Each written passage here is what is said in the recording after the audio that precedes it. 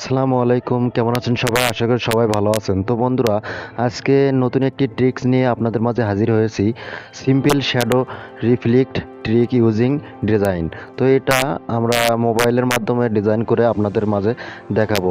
তো এটা ডিজাইন করতে অবশ্যই আমাদের কিছু পিএনজি লাগবে এবং একটা অ্যাপস লাগবে, সেটা হলো পিক্সেল অ্যাপ এক্সট্রা। চলুন আমরা শুরু করি ভিডিওটি। তো শুরু করার আগে যে কথাটি না বললেন, আমার চ্যানেলটি যারা এখন পর্যন্ত সাবস্ক্রাইব করেনি, প্লিজ আমার চ্যানেলটি সাবস্ক্রাইব করবেন এবং পাশে থাকা নোটিফিকেশন বেল আইকনে ক্লিক দিয়ে অ্যাক্টিভ করে দেবেন, কেননা আমি প্রতিদিন নতুন নতুন ভিডিও আপনাদের মাঝে উপস্থিত করে থাকি। তো চলুন শুরু করা যাক। তো বন্ধুরা, প্রথমে আমি পিক্সেল ল্যাব অ্যাপসটিতে চলে যাব।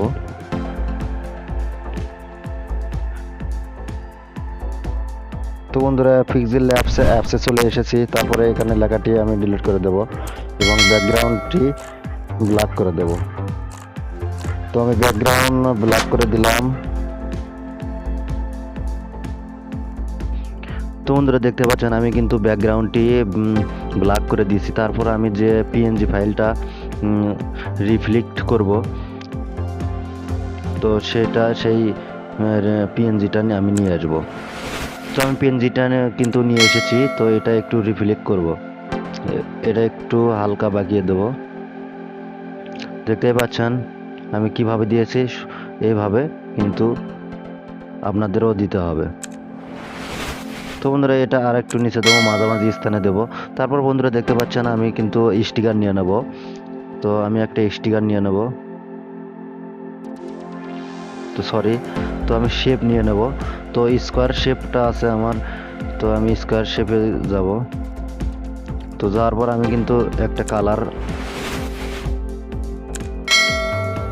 তো প্রথমে যে কালারটা আছে ওইটা কিন্তু নিয়ে নেব। তো এটা দেখতে পাচ্ছেন আমি কিভাবে দিতেছি, আপনারা এইভাবে দিয়ে রিফ্লেক্স করতে পারবেন। তো ওকে, আমি কিন্তু এটা বসিয়ে দিলাম। তো তারপর আমি এগুলো লেয়ারগুলো লক করে দেব। তো আমাকে কিন্তু যে পিএনজি ফাইলটা নিয়েছি ক্যান এবং এই যে এই বিয়ারটা কিন্তু আমি আবার কপি করে নেব। এই যে কপি করে নেব।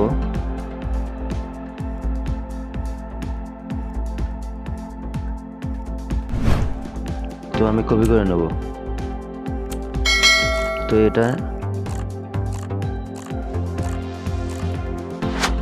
একদম নিচে নিয়ে আসবো। তো বন্ধুরা, নিচে নিয়ে আসার পরে একটু অপাসিটিটা আমি কমে দেবো। তো অপাসিটিটা আমি কমে দেবো, একটু হালকা করে দেব। তো তারপর বন্ধুরা, দেখতে পাচ্ছেন আমি আর একটি কিন্তু এই যে কালার ব্লারটা আছে ওইটার একটা স্টিকার নিয়ে নেব।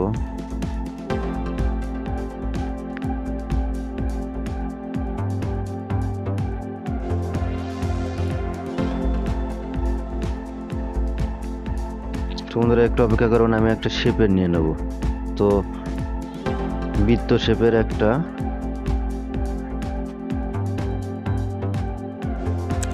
আমি নিয়ে নিয়েছি। এটা আমি আমি এটাও নেব না। আমি আর একটি আমার ডাউনলোড করা পিএনজি আছে, তো এটা আপনাদের মাঝে আমি শেয়ার করব অবশ্যই। তো এগুলো পিএনজি নিতে চাইলে অবশ্যই আমার যে ওয়েবসাইট আছে সেখান থেকে আপনারা নিতে পারবেন। তো আমি একটি ডাউনলোড করে রেখেছি, এটা আপনাদের মাঝে কিভাবে কাজ করে এগুলো আপনাদেরকে দেখাবো।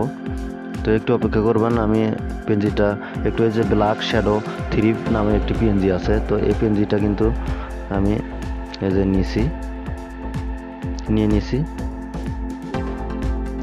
তো এখন একটু নিচে বসিয়ে দেবো, হালকা করে নিচে বসিয়ে দেবো। তো তারপরে আপনারা এই যে আপনার পিকচারের যে ওয়াটার মার্কটা আছে, ওয়াটার মার্ক বসাতে পারেন। তো আমাদের কাজ কিন্তু মোটামুটি শেষ। তারপর আমি এই যে পিক্সেল ল্যাবে গিয়ে আমার যে ওয়াটার মার্কটা আছে, সুমন ফটো গ্যালারি অথবা ফটোগ্রাফি, তো একটু অপেক্ষা করবেন। যে লোগোটা আছে, আমি এই লোগোটা আমার এই যে রিফ্লেক্ট যে পিকচারটা তৈরি করলাম এটাতে বসায় দেব। তো তো ব্যাস আমার কাজটি মোটামুটি কিন্তু শেষ হয়ে গেছে, একদম শেষই প্রায়। তো এটা আমি আমার যে অপাসিটিটা একটু হালকা কমিয়ে দেবো।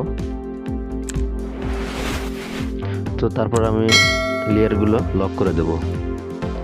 তো বন্ধুরা, এটা যদি প্রজেক্ট ফাইলে সেভ করে রাখতে চান, অবশ্যই এই যে সেভ এ প্রজেক্ট, তো আমি ক্যান লিখে সেভ করলাম। এটা কিন্তু পরবর্তীতে আমি আবারও এডিট করতে পারবো। তো এখন আমি পিকচারটি সেভ করব। তো অবশ্যই শেয়ার বাটনে যেতে হবে, তারপরে এখানে দেখতে পাচ্ছেন পিএনজি। তো পিএনজি করলে একটা ভালো মুড আসে। তারপর আমি আলট্রা করে দেব। তো তারপর সেভ করে দেব। তো ব্যাস কাজ আমার শেষ। পিকচারটি কিন্তু আমার গ্যালারিতে সেভ হয়ে যাবে। আমি দেখাবো আপনাদের মাঝে যে কেমন হয়েছে। রিফ্লেক্ট মানে একটা ক্যানের রিফ্লেক্ট কিভাবে তৈরি করতে হয়। তো দেখুন, তো সরি, তো আমি আবার গ্যালারিতে চলে যাব, যে পিকচারটা আমি এডিট করলাম, তো বানালাম। তো বন্ধুরা দেখতে পাচ্ছেন না, আমি কিন্তু এই যে এটারই কাজ করলাম। তো এটার পিএনজি ফাইল আপনারা পেয়ে যাবেন, এবং পিএলপিও যদি লাগে অবশ্যই আমাদেরকে জানাবেন। ভিডিওটি ভালো লেগে থাকে অবশ্যই আমার চ্যানেলটি সাবস্ক্রাইব করবেন এবং পাশে থাকা নোটিফিকেশন বেল আইকনে ক্লিক দিয়ে অ্যাক্টিভ করে রাখবেন, কেননা আমি প্রতিদিন নতুন নতুন ভিডিও আপলোড দিয়ে থাকি। তো ভালো থাকুন, সুস্থ থাকুন, আমার চ্যানেলের সাথে থাকুন। ধন্যবাদ সবাইকে।